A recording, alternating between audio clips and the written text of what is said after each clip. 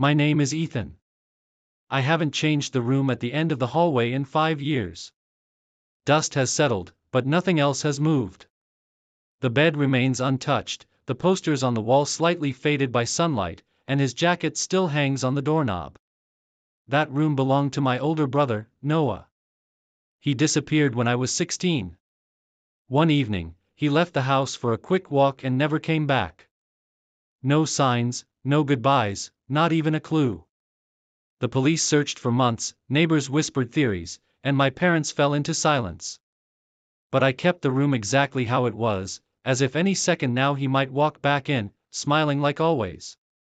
The first year without him was a blur of questions with no answers. Every night, I'd sit on his bed, trying to breathe in the scent he left behind. I memorized the creak of the floorboards, the way his guitar leaned against the wall, the notebook scattered on the desk. I started writing letters to him, placing them under his pillow. I told him everything: how school was going, how mom cried in the kitchen when she thought no one was watching, how I was learning to fix bikes like he used to. Those letters became my way of coping, of keeping him alive in the only way I could. Years passed, and the world moved on. My friends left for college. New neighbors moved in next door. My parents divorced. But I stayed. I couldn't leave, not while that room still existed like a frozen memory.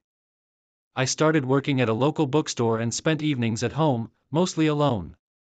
I became the quiet one, the boy with the missing brother, the one who didn't talk much.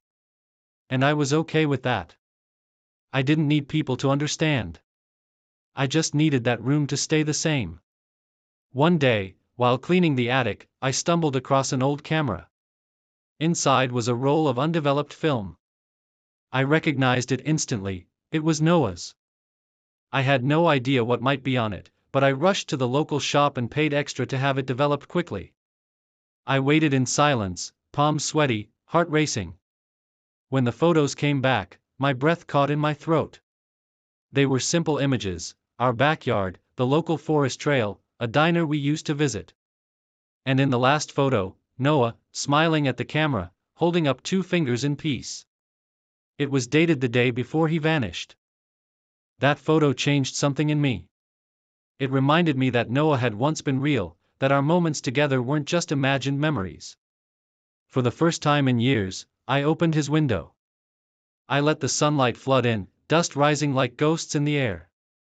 I didn't touch anything else, but I allowed myself to breathe again. I started hanging out with people from work, talking a little more. I still wrote to Noah, but I didn't hide the letters anymore. I placed them openly on his desk. Last summer, I finally took a trip, alone. I went to the forest trail from that last photo. I followed it for hours, stopping only when I reached the lake. I sat by the water and read him the last letter I wrote. It didn't have questions. It had gratitude. I thanked him for every lesson, every memory, every piece of strength I found in his absence. I told him I forgave him, for leaving, for silence, for not saying goodbye. Then I burned the letter, letting the smoke carry it across the sky. I still haven't changed his room. It's still there, untouched. But now, I leave the door open. Sometimes, when the breeze blows through the hallway, I hear the faint rustle of paper or the soft knock of the guitar against the wall. Maybe it's just the wind. Or maybe it's Noah, reminding me that he's still with me somehow. Not in the room, not in the photo, but in me.